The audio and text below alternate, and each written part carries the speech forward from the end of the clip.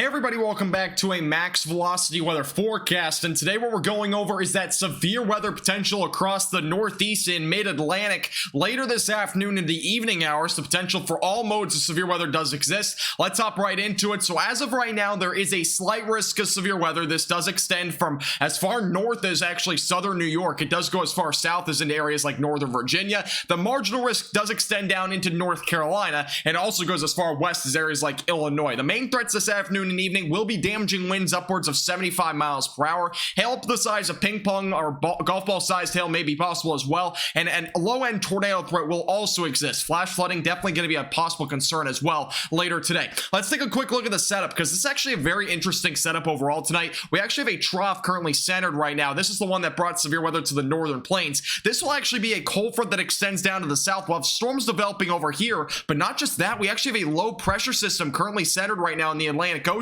that's going to be spurring some showers and storms down to the southwest during this afternoon and evening. So it's going to be a very interesting setup. Again, it's really not common to see something like this. Let's get into the future radar though. By 4 to 5 o'clock, we'll start to see some showers and storms developing. The greatest tornado threat will likely exist with a storm or a couple of storms like this. Again, anything that's discrete will have the best chance. You can see discrete cells developing as early as 4 to 5 o'clock Eastern Standard Time.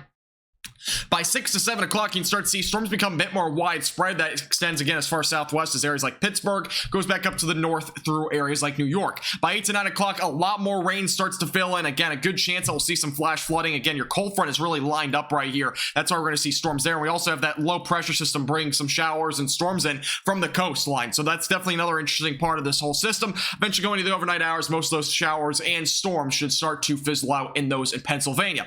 Here's a look at the East Coast. So you can see by 9 to 10 o'clock, again, we got our bands of showers and storms right on the East Coast near Virginia Beach. Those are all, again, moving down to the south and southwest very, very slowly. Otherwise, we have an area of storms and basically a complex in West Virginia and even Northern Virginia. By about 11 to 12 o'clock, those storms push down to the south. By 1 in the morning, we may still have some gusty winds or even damaging winds up to 60 miles per hour still existing, with maybe a storm or two. Overall tornado threat basically going to be 0 by this point, and as well as the overall hail threat will likely be very close to 0 as well. By 2 to 3 in the morning, showers go through North Carolina, most of those not severe at all, and eventually going to Thursday, we should start to dry out, maybe a couple of more isolated storms during Thursday afternoon. But other than that, it's going to be looking to be a bit drier from there.